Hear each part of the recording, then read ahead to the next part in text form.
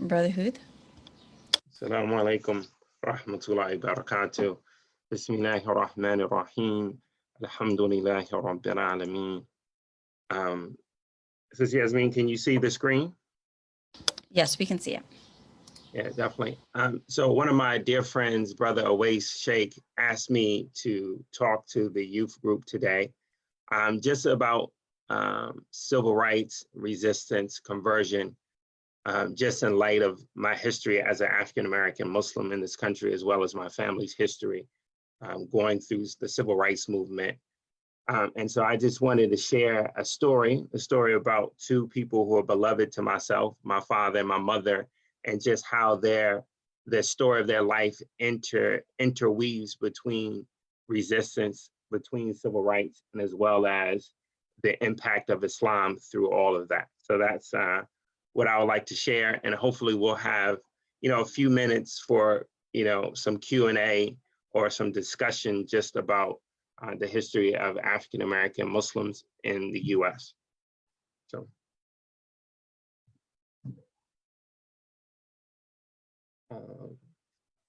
Okay, so let me first introduce myself. I was born in the Washington, D.C. area. I was born in Washington, D.C. area, and I was raised between Gaithersburg, Maryland, and Danville, Virginia. So Danville is a small town on the border of Virginia and North Carolina. In 2001, I graduated from Old Dominion University, which is in Norfolk, Virginia, with a degree in economics. After that, I moved back up to the DC area to work for PricewaterhouseCoopers. After probably about 3 or 4 years with Pricewaterhouse, I was also volunteering with the youth program at the Adams Center, and I made a decision to apply for the position as the full-time youth director. So this was probably the first youth director that Adams had, and was one of the first kind of full-time youth directing positions that really any masajid in America had. So it was very kind of, Adams was really leading the country and really having someone in there. And now, alhamdulillah, many other masjids across the country are really giving, are having space for someone to work with the youth, to do programming, to do counseling. And I know that they have Joshua Salam came after me, who's a close friend of mine as well. So after serving as a youth director, I got married and I moved to Atlanta, Georgia. I started my MBA at Georgia Tech with a concentration of finance. After graduating from Georgia Tech, I was always really interested in the study of Islamic finance. So I moved my family to Kuala Lumpur, Malaysia, and I studied Islamic finance for a year. So alhamdulillah, I've been married for 15 plus years. And I'm the father of 6 boys. So the oldest is 19-year-old Ishmael, then 13-year-old Imari, 12-year-old Yahya, 10-year-old Lut, 7-year-old Zayn Muhammad, and 5-year-old Ibrahim. So it's all boys. I wasn't blessed enough to have a daughter, or not yet. So just some of the service that I work with currently, some of the community service organizations, the Inner City Muslim Action Network, which was founded in Chicago, but has a branch in Atlanta, and I serve on their advisory committee. I'm a board member of the Atlanta Masjid of Al-Islam, the oldest masjid in the Atlanta metropolitan area. And I'm also a board secretary for Muslim Aid USA. So it's a humanitarian relief organization.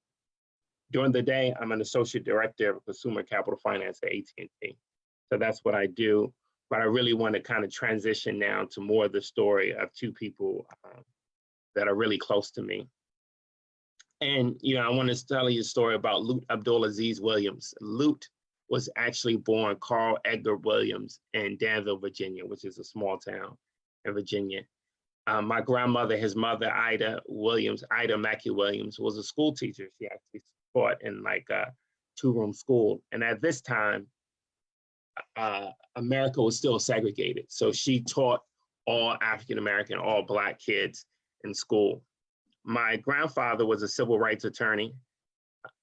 He went to Howard University Law School, and as well, even Thurgood Marshall, the first African-American Supreme Court justice, used to visit my grandfather in Danville. So there's a funny story that my father told me. So when Thurgood Marshall was coming to the house, my father and his sister would have to leave and go up the street to stay with their aunt, because my grandmother didn't like Thurgood Marshall's mouth. She said he actually swore a lot. So it's funny about, how much my grandmother really cared about that. So my dad was born in 1954. I think that one of the biggest things that always impacted me is my father reflecting on the death of Martin Luther King Jr. He said that he actually gave up on Christianity. So this is a part of, his ultimate conversion to Islam. He remembers when Martin Luther King was assassinated, he remembered thinking like, this man of peace, that they would even kill him. A few years later after that, my dad, as a young man, going through everything in the civil rights movement and everything that was going on at the time, especially the Black Power movement, my dad joined the Black Panthers as a teenager. And my grandfather had some concerns about that, just because of some of and so this is what really started my father down the path of resistance to, white supremacy. That when we think about white supremacy now, you multiply it times 10, and that's what you were experiencing in the mid 1960s. My uncles and my aunt all graduated from an all-Black high school, and the all-Black high school was always underfunded compared to the white high school in Danville, Virginia. And so my father, because he was the youngest, in his sophomore year, they actually integrated the schools. So you can imagine the Black school was named Langston High School. The white school was George Washington. And so basically all the African-American kids had to start going to George Washington. So their high school, Langston High School, that had a history of state championships, had a mascot, had a legacy, they had to give that all up and they had to go to the white school. And so some of the students, you can imagine, felt like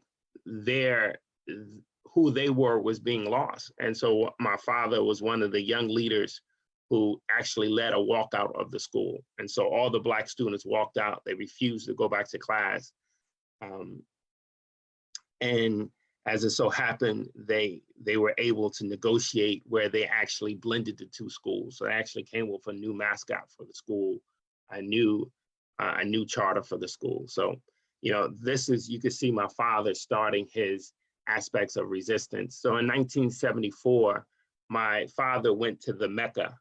And I know that as Muslims, we all know what Mecca is, but in African-American culture, the Mecca is synonymous with Howard University. Howard University is a historically Black college and university.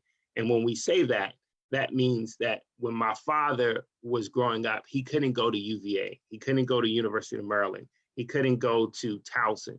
So there was historically Black colleges and universities that educated African Americans: Virginia State, Norfolk State, Spelman College, Morehouse College in Atlanta. So my father went to Howard University, and Howard University became almost like a melting pot of Black culture. And it became synonymous with, it was in the Washington, D.C. area. So it's almost like at the center of a lot of things going on in the country.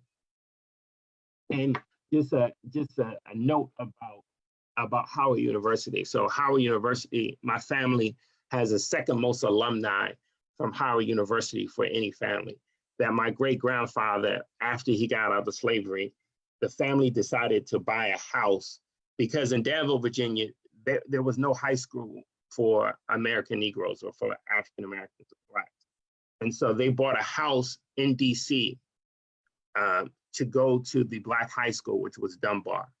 And so all the men in the family became brick masons and worked from sunup to sundown, laying bricks for factories, for smokestacks. And then they sent the women to get educated. So the women went to Dunbar High School, then they went to Howard University, and then they came back as teachers. Then the men went to Dunbar High School and went to Howard University, and they eventually came back as lawyers and doctors. If you see this picture in the lower left-hand corner, this is my grandfather and my grandmother. My grandfather is a lawyer. Above him is my Uncle Jury, who's a lawyer. This is my Aunt Conchita. And then next to them is my Uncle Robert, who's a lawyer, and this is his wife, Patricia. And then that's my father. And next to him is my Aunt Trudy, who's also a lawyer. So you can see that from very early on, my family had a very kind of understanding that education was one of the things that was going to help African Americans kind of achieve a better life. And then also being professional in that. So that's why you see, there's 4 lawyers in the family. And my grandmother, Ida, she is a school teacher. My Aunt Conchita is a school teacher. My Aunt Patricia also worked and helped her family. And you can see, and if you notice, if you just look at this little one kid down here with the little sly smile, that's actually Hood Khalees Abdulaziz Williams. That's actually me as a kid. And so that was Howard University. So at Howard University, it being the Mecca, it being a melting pot of Black culture, one of the things that you can't separate from Black culture is Islam, right? And the avenue that really kind of introduced my dad to Islam is not what people might think. People might think it was a lecture or it was a dawah or it was religious. It was really through jazz. So many of the jazz musicians of the early 1970s were actually Muslims. Muslims actually went into jazz clubs and were giving dawah. So a lot of the jazz musicians, Thelonious Monk, John Coltrane, who's a legendary jazz musician, he had a song called Allah Supreme. And, I think when it was popularized and sent out in the media, it was actually called A Love Supreme. But this is a very popular, legendary jazz musician. And so my father was, reading the back of the record labels, and they were mentioning Allah. And so there was a curiosity. And my father had a cousin who was Muslim. So he asked his cousin to take him to the mosque. My father went to the mosque. And at this time, I think he spent maybe 2 days at the mosque without even coming back to school. And when he came back to school and he saw his friends what they were doing, and he felt what he felt at the mosque, he left right back out and went to the mosque and took his shahada. And that was on April 4th, 1974. And so, one of the things that affected me as a young man, I was born Muslim, is that to think about my father in the midst of being able to have, being away from home, being at college, that something really appealed to him about this Islamic religion, that he says, this is how I want to live my life. One of the other statements that my father makes about his conversion to Islam is that he was also making a political statement about America and about white America particularly. Like, I'm finding this religion that's going to allow me to kind of resist your oppression. And then when you think about leaders like Malcolm X, Malik al-Shabazz, one of his statements that are prominent, he said, Islam is the one religion that really eliminates the race problem, right? Because once people become Muslim, there's no longer about being Black or white. And one of the things that we have to do now is that we have to continue to make Malcolm's words the truth. We can't go back into, racial patterns in 2020 in our mosque, in our Islamic Center, and other Muslim organizations, because we have to make sure that our martyr, Al-Hajj Malik Shabazz, that his words still ring true. So, my father, his conversion in 1974, it was into an organization called the Islamic Party in North America. So the Islamic Party in North America was a group of Muslims, primarily African-American and Caucasian Muslim Americans, who really wanted to propagate Islam. They were loosely influenced by the Islamic Party in Pakistan. One of their leaders studied for a while in Pakistan and, read books from different, Islamic movement authors from the South Asian continent. And so while my dad was in the Islamic Party, He drove a cab in DC, and he would get on the bus and sell Islamic Party newspapers, and really pretty much propagated Islam from sunset to from sunrise to sunset. And if you see in this picture in the middle, this was I think it was like the 35th anniversary of the founding of the Islamic Party, where they had a reunion, and a lot of the brothers from that area were able to come back together. In addition to that, my dad also traveled internationally. So at this time in the 1970s, there were a lot of Islamic movements that were popping up around the country, around the world, in the Caribbean. And so my father went to Trinidad to, organize the Muslims who were converting into Trinidad and help to propagate Islam in Trinidad. While he was doing this, he married my mother, Sister Miriam Funches, and they had 3 sons and a daughter. So I'm the third of 4. And so, one of the Islamic Party eventually dissolved, and my parents were divorced, and my father moved back to Danville, Virginia. And that was a really kind of interesting choice, where he moved away from the Washington, D.C. area, and he moved back to Danville, Virginia, because he felt he could have more of an influence on his children. And, the DC area has a lot to go on. There's a lot of distractions that are pulling at people, especially youth. And so being in Danville, the bad part about that is that there were no mosques in Danville, Virginia at the time. And I think there was maybe one other Muslim family.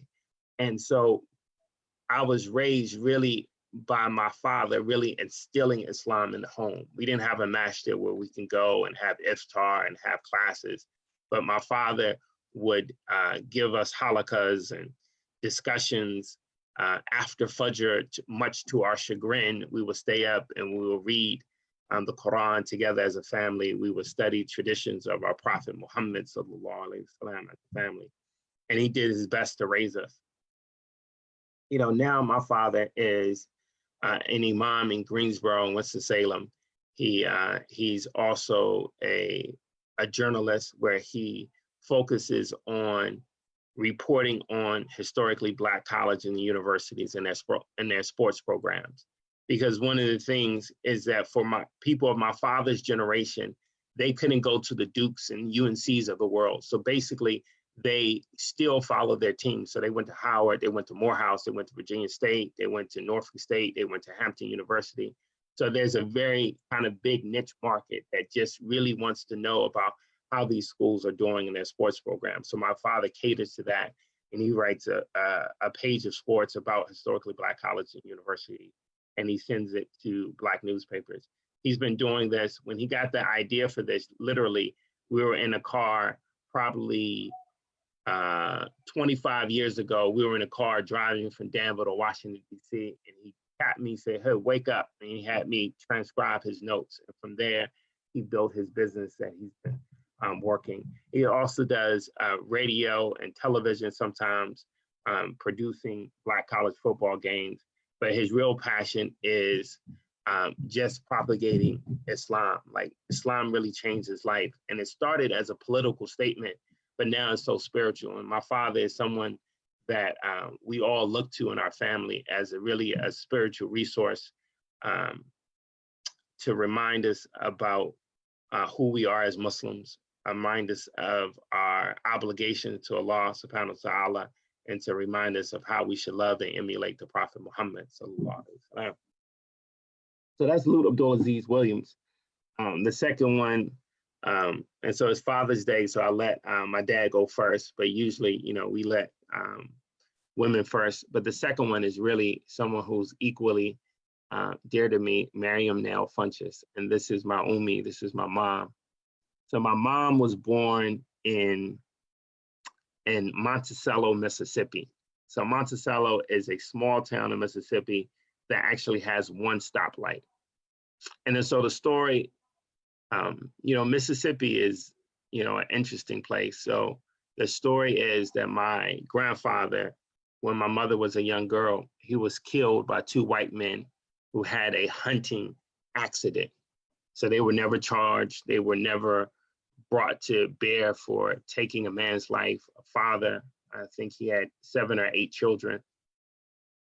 And so, this really affected my mom. Like losing your parent affects you in ways that takes a while to kind of understand and process.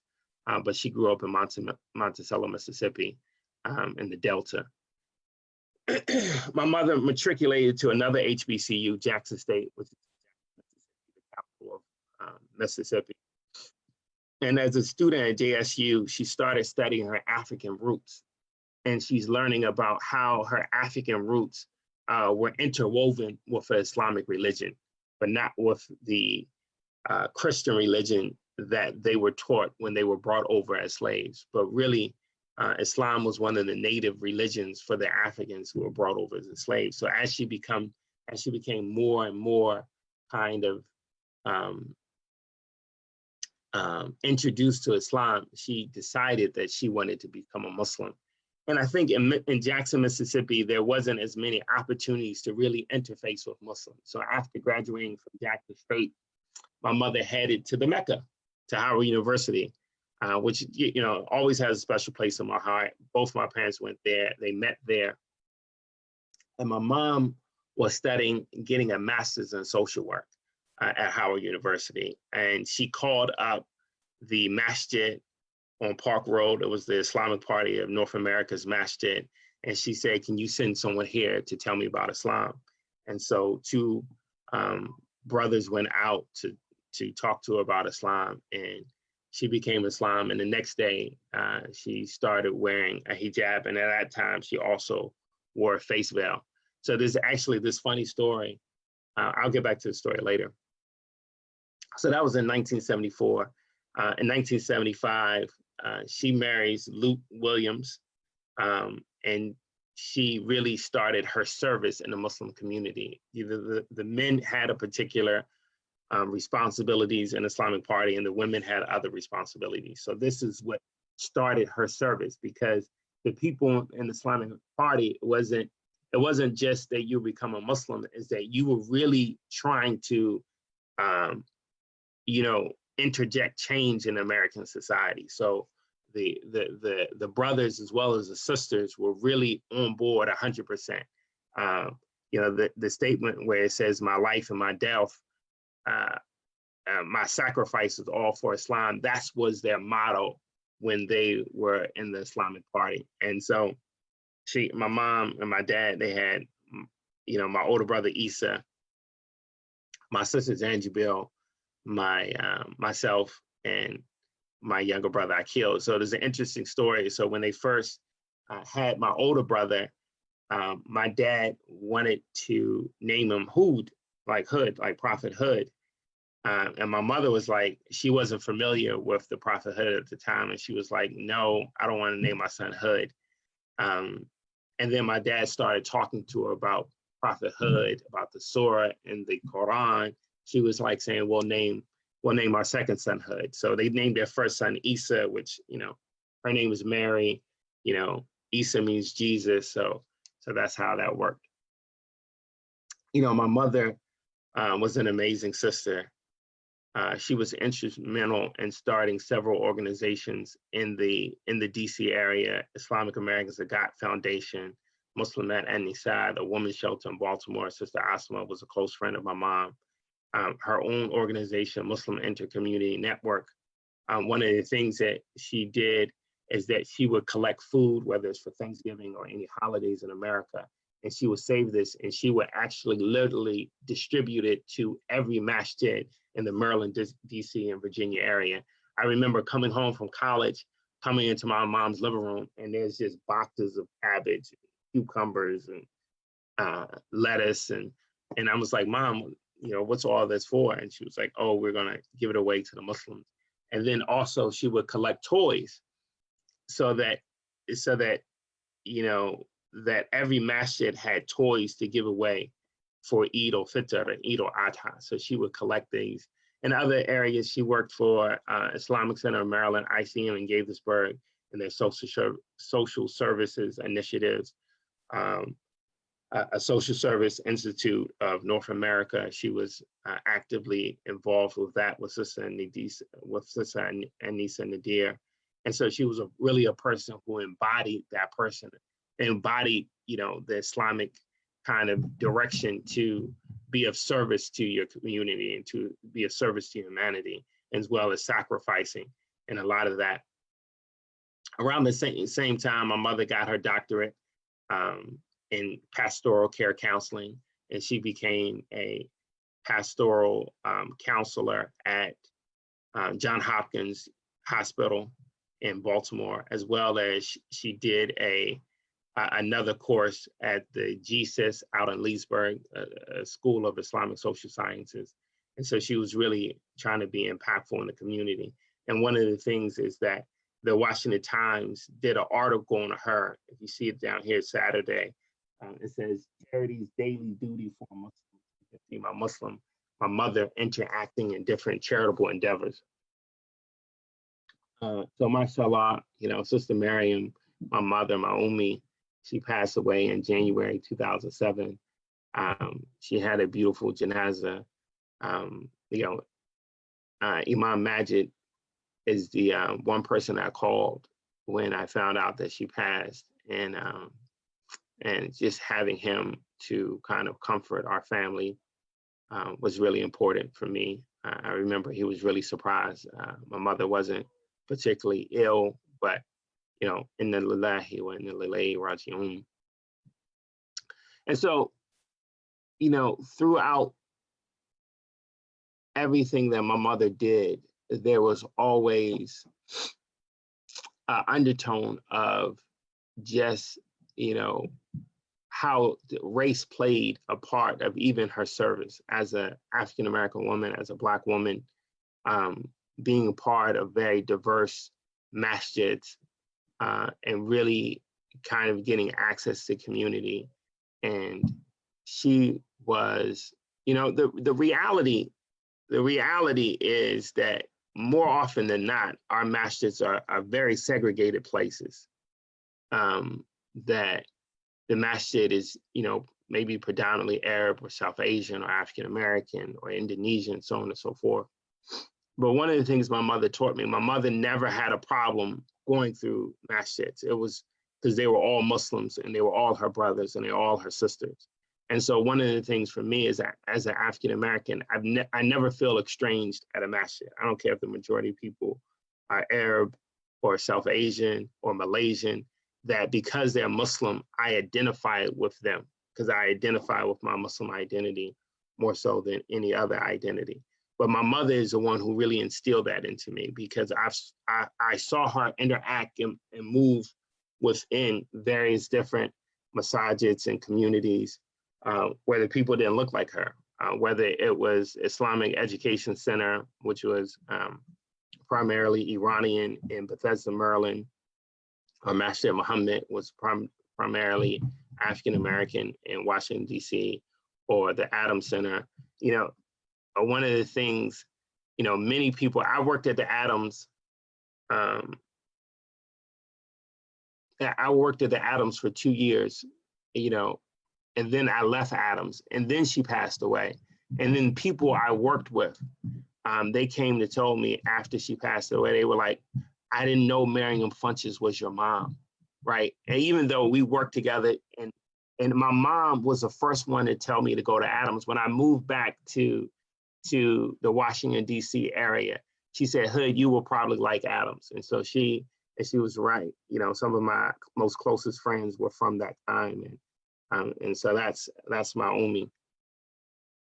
And so this is the last slide. And, I just wanted to talk just a bit about, what it meant to be, what it meant, like the kind of struggle that African-American Muslims face, especially early on. So if you look at this first picture, my father was really privileged to come from a pretty well-to-do middle-class African-American family. He's you can see him in the back. He was the only Muslim in his family, and and the reactions to his conversion was very kind of, it was a wide range of interactions. You know, my grandmother, bless her soul, she said, you know, Carl, I looked up Islam, and if that's what you want to be, that's okay with me. You know, of course, as older brothers often do, thought he was crazy and thought it was just a fad because he was also the youngest. But it felt very isolated to be a Muslim. And it felt very isolated to be the only Muslim, right? The majority of family were Christian, but they weren't particularly very religious. But it always felt isolated to be the only Muslim in the family. And so if you look at that, you know, my father in the upper picture, if you look at the lower picture on the right, this is my family reunion, probably about 2 or 3 years ago. So in this bottom picture, there are 33 people in that picture. And out of the 33, 20 of them are Muslim. So we're actually the majority in this Williams family. So it's almost like 60%. And this picture is a bit dated. I think, you know, I've had a child since then, and some of my siblings have had a child. And so, you know, we as a family, the Williams family is a Christian and Muslim family. It's almost a Muslim and Christian family. And, you know, even through that legacy, you know, one of the things that we have always kind of, you know, thought about what it means to be an African American, what it means to be an African American in this picture. You know, 2 of my uncles who are in this picture, you know, as teenagers, they integrated parks. They went to sit-ins in Danville, Virginia, and integrated parks. They were, you know, my 2 uncles were some of the first 2 African American law school students at UVA. And you can imagine they were one of, you know, 5 Black law school students at UVA, and just the impact of dealing with that type of isolation and challenges there. And they've always driven home that type of message of you as an African American having to you know, to work harder, to really be excellent in whatever you pursue. I remember one year I came home from Old Dominion, and before I left, one of my friends was an administrator at Old Dominion. He's like, you were the highest, you know, GPA student at Old Dominion University. And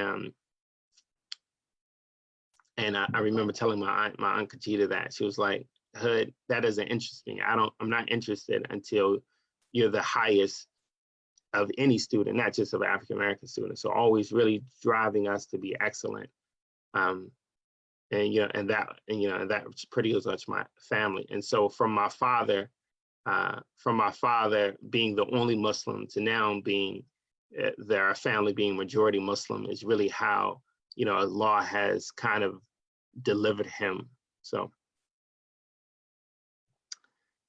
that's all, you know, I had to share. You know, definitely I wanted to open up to see if there was any questions or comments or any reflections. You know, I know that we're particularly going through a lot and seeing really anti-Black racism in the US coming to a head. I think for many years, we have been, you know, African Americans particularly have been communicating that, you know, that racism is a problem, that police brutality is a problem, but that message wasn't often heard.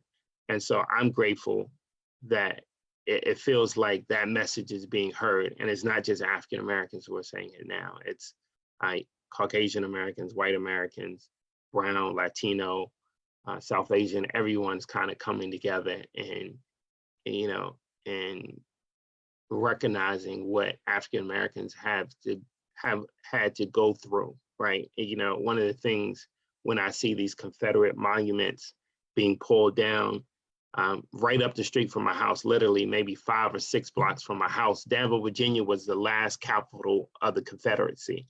So when Jefferson Davis, I apologize, when Jefferson Davis was forced to flee from Richmond, he fled to Danville, Virginia, which is almost 2 hours, and he set up the capital there just for a short time before fleeing on to the further south. But yeah, but that history of you know, what it means to be Black in the South. So I see a question come in.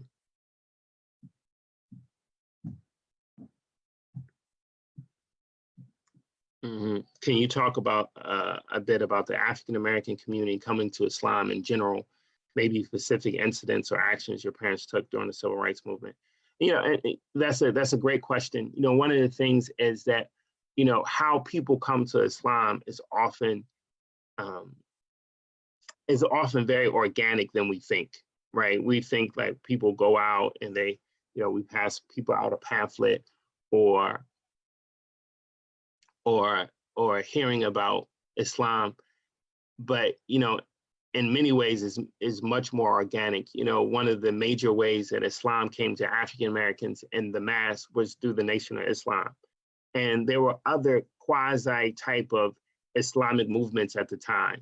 You know, one of the things is that we have to understand that, you know, that how we understand Islam and the knowledge that we have from the imams, from Qibla to other people who talk to us, that we didn't have the books that we have now. We didn't have the kind of leaders and the knowledge and the scholarship that we have now. So it was very organic how it came through. It came through, you know, jazz musicians talking about Allah, people following that up, finding what they can find out about this religion, you know, finding out that African Americans that Africans enslaved were Muslims, and that up closer to 10%, if not more, of 17% of the slaves that were brought to this country were Muslims, and then also understanding that the religion, that Christianity was kind of taught to the slaves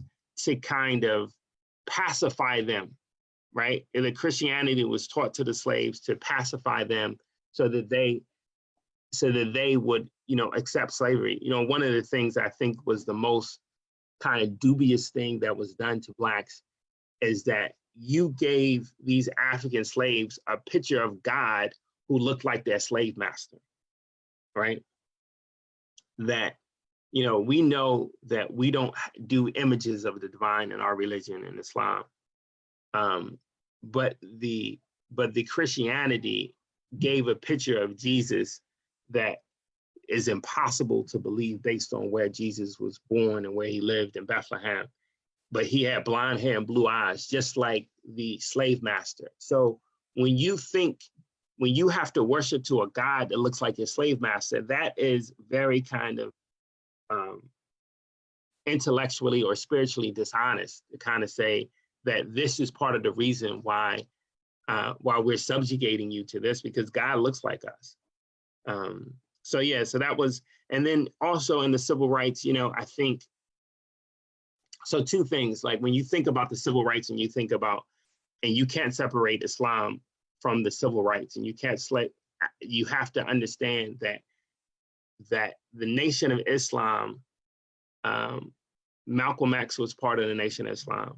Muhammad Ali was part of the Nation of Islam. And even though that they didn't have Tawheed right, you know, there was some issues with their understanding of God, their understanding of the Prophet, sallallahu alaihi wasallam.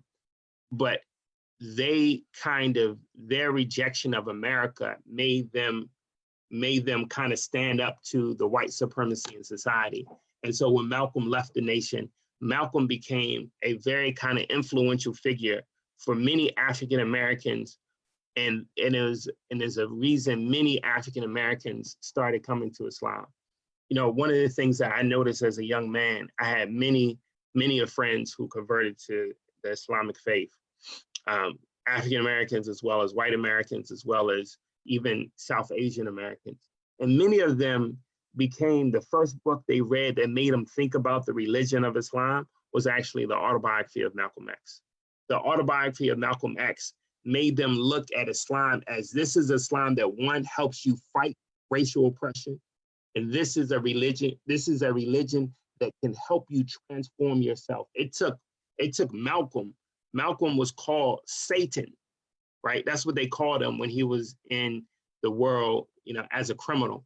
And they took him from that to, to speaking in front of the UN, to speaking across the world, to having people have lectures about him. So that power of transformation, people read that in the Autobiography of Malcolm X. And then they said, okay, well, if this is what Islam is, let me find out about Islam. And then they will read the Quran, and then, mashallah, they were guided to Islam. And I'm saying, friend after friend after friend after friend after friend has always talked about that path, from the Autobiography of Malcolm X to the Quran, and then to them eventually becoming Muslim. And, and Malcolm is not often talked about in the civil rights movement, because they try to separate the civil rights movement from the Black Power movement. But really, that Malcolm stood as a counterweight unto what people in the civil rights were saying, whether it was Martin Luther King, or the Student Nonviolent Coordinating Committee, where there was, other people who were talking about civil rights through sit-ins, through boycotts. And they interacted, and it was all together, and it was all, in Allah's plan to kind of bring about civil rights here in the US.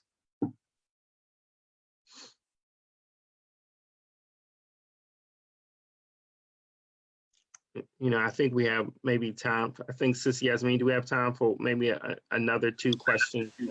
We do. We have time for questions or comments. So, don't feel shy. I would love to hear from the audience today. I have 6 young sons that, that I try to get them to discuss how they feel about racism in our community, also in the general society. I live in Atlanta, Georgia, and if you've been paying attention to the news, you would know that Ahmaud Arbery was killed in Brunswick, Georgia. And then Rayshard Brooks was killed in Atlanta, Georgia, and is actually, not too far away from my home. It's around the corner right between 2 masjids in an African American community with 2 wonderful imams. So, it's really hitting home to us at a time like this.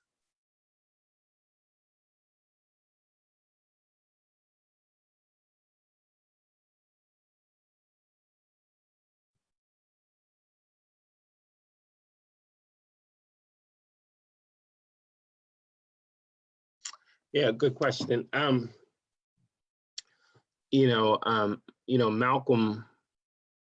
Malcolm X, a bit more about Malcolm X going through the Nation of Islam and becoming Muslim. My wife, who is a professor of Islamic studies, her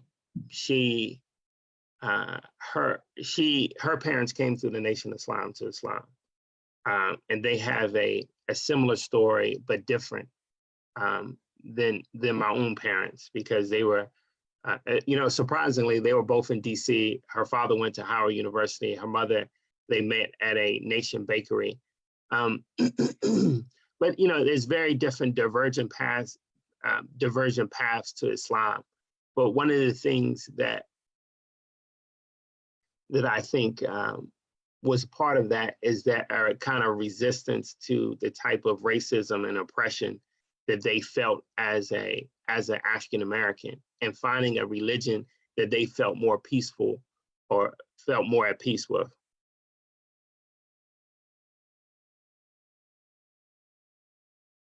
And one of the things that is very powerful is that my mother-in-law, who just passed away right before Ramadan, and she was a beautiful sister. She said that, it wasn't until the Nation that she actually realized that who she was beautiful. She said when she was a young girl growing up in DC and she played outside too long, she remembers coming home and trying to scrub the tan off of her. And she said it wasn't until the Nation of Islam where she realized that Black could be beautiful, that her lips could be beautiful, that her nose could be beautiful. And one of the things that people have to understand is that even outside of the civil rights, when you talk about the Black Power movement, is that one of the phrases that you heard was Black is beautiful, right? And I was talking to one of my coworkers, and he always thought that we were trying to tell white America that Black was beautiful.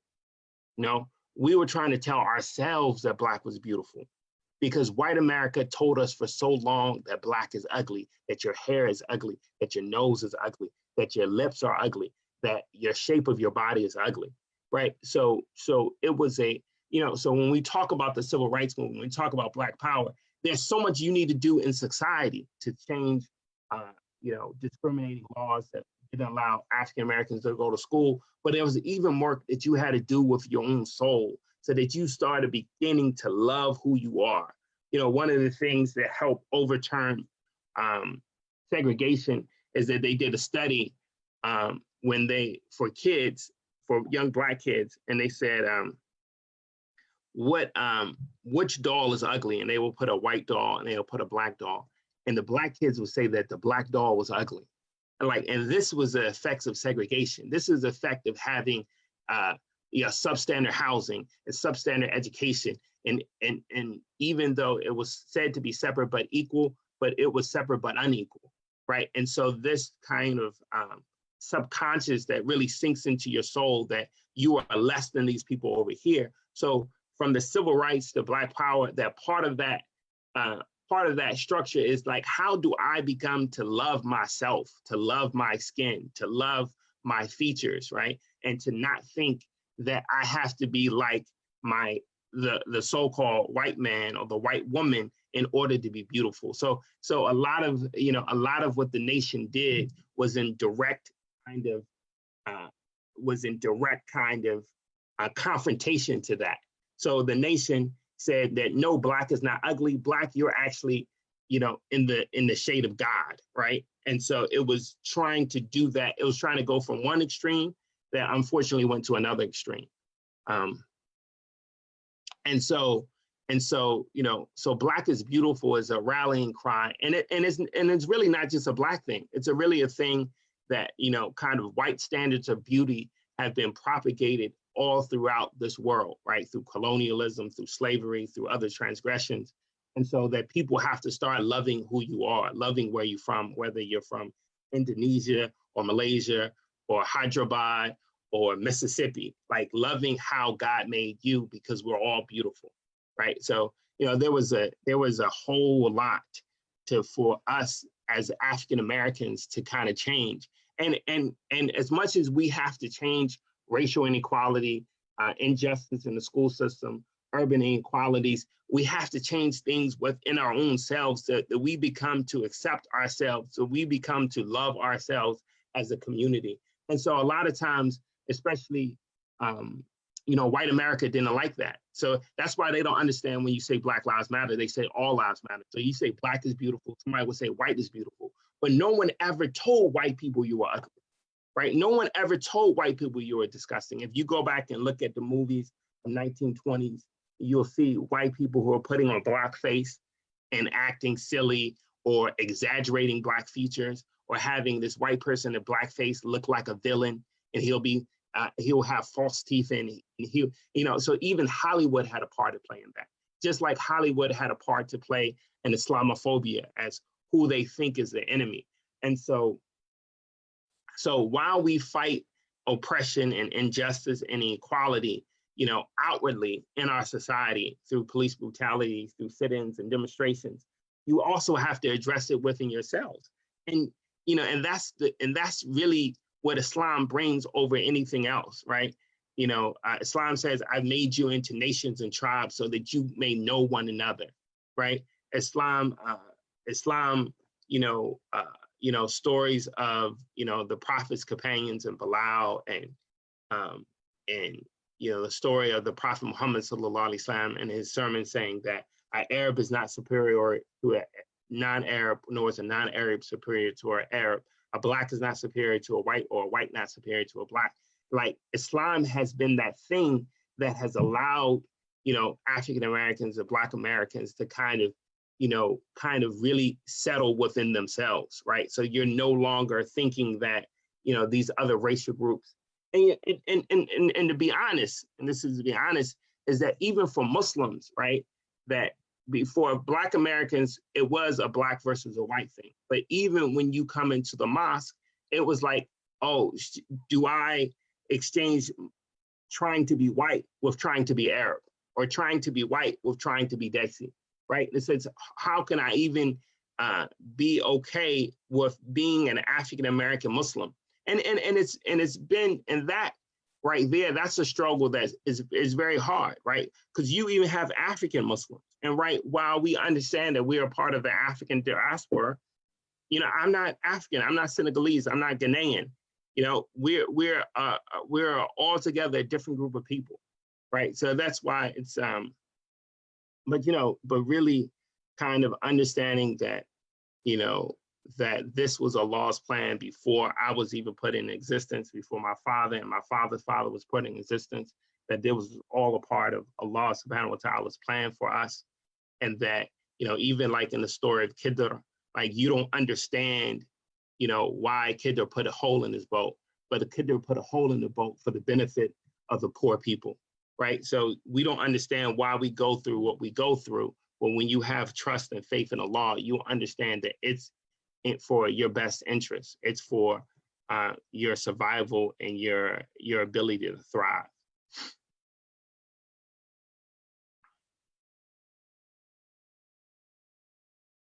You know, and just the last thing I'll address, there was a question about, do we see much movement in terms of real change for African American community? And, you know, and I would say yes and no. You know, we have to kind of acknowledge change when we see it, right? When I think about, you know, the fact of, you know, Virginia wouldn't be like the Virginia that we know now, right? If you look at the history of Herndon, of Loudoun County, of Fairfax County, these were counties where there were only white people could live, right? Even if you look at the, you know, one of the aspects of the civil rights movement that often gets lost is what it did for the immigrants in America, because immigration was one of the most racist tactics of the American empire, that they will only allow immigrants who came from white countries, who came from Sweden, who came from the UK, who came from France. One of the things that the civil rights movement did also looked at immigration and said, why are we only allowing in, you know, people from white countries or predominantly white countries? So it opened up immigration from India, from Indonesia, from Pakistan, from all these other countries that before could just very few people could come in from these countries, from Arab countries, that it kind of opened up. And so when you opened up immigration to those countries, you're open up for more Muslims to come into America. So the civil rights movement actually had a part to play in why our masjids are so diverse, why our Muslim community is so diverse. You know, one of the things that you look at is that we have one of the most diverse religious communities in America. Like, you know, you can go into a masjid and you could be with a Malaysian, an Indonesian, a Kashmiri, a Pakistani, and an Indian, and y'all could be all sitting around a table having coffee or having chai. And so in terms of immigration, like I said before, my father went to a all-Black school that didn't get the same resources as the white school in Danville, Virginia. So these are like very kind of stark changes. But at the same time, you know, people who kind of live off oppression never stop. So it went from slavery to Jim Crow. It went from Jim Crow to mass incarceration. I encourage people to read Michelle Alexander's book, The New Jim Crow. And so there's still work to do. Like much of the issues around racial anti-Black racism really have to do with the poverty line. If we can keep poor Black and brown people in urban communities, and then it's not about race. It's just we don't want to associate with people from this part of Atlanta or this part of Chicago. And we really have to go into those communities and make it more fair and make it more just. So that's one of the things that we talk about as an African-American community all the time. I talked about it with my father about how much progress are we really seeing. and and sometimes you can be fairly pessimistic, and sometimes there's really reasons to be optimistic. But I lean towards optimism. I would lean towards people really kind of uh, putting their efforts behind change. But we just have to find out those things that are really going to institute change, whether it's affirmative action or other historical remedies like that. But there's definitely an argument for when you hear about police brutality and cops getting off, that a lot hasn't changed. But one of the things to talk about is that we wouldn't know George Floyd's name 40 years ago. We wouldn't know George Floyd's name 30 years ago. We were lucky 25 years ago to see Rodney King getting beat by the police officers, right? Just the fact that we have video allows, change to happen more. And this is the last thing I was going to say. Martin Luther King, his struggle in the South was very tactical and very strategic. That they were down in Alabama and Birmingham and Mississippi getting beat, right? And a journalist came down, and one journalist put down his camera to help somebody. And he was told is that, no, you're more helped by showing people the picture of what they're doing to Black people than to actually giving us aid. Like we want to send these pictures back up north of where these dogs are attacking peaceful protesters, right? Because we need the conscience of America, the conscience of human beings to kind of say, hey, enough is enough with this. We need to pass legislation like the Civil Rights Movement. And, and passing legislation like the Civil Rights Act, it makes it changes what is legal and what is against law. It's against the law to discriminate against somebody because he's Black.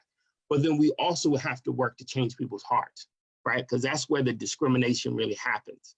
That's when, Amy Cooper, who's saying, this Black man is threatening me, right? Like knowing not to go there, right? Knowing not to say that, knowing that she doesn't have to call the police just because she's mad, but she doesn't have to call the police and make up a lie about this Black man because she's unhappy with him or accept.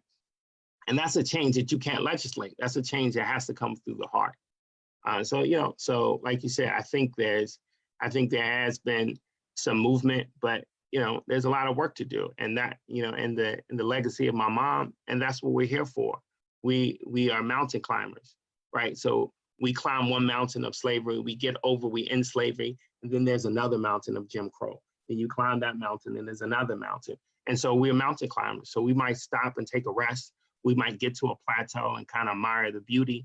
But after that, you just got to put your backpack back on. And there's always going to be kind of oppression and things in society that people who care, that Muslims, that people of conscience have to really fight against. So, I really appreciate the opportunity to speak to the group today. I think it's an amazing opportunity that you all have this platform and this medium to get together. I wish I could have joined you in person. I love, the whole Northern Virginia Muslim community is where I really kind of cut my teeth in terms of Islamic activism, and I miss Route 7. So from Dar Hijra to McLean Islamic Center to Adams, I really miss it. Thank you so much for your time today, Brother Hood. We really appreciate it, and we really appreciate you answering our questions.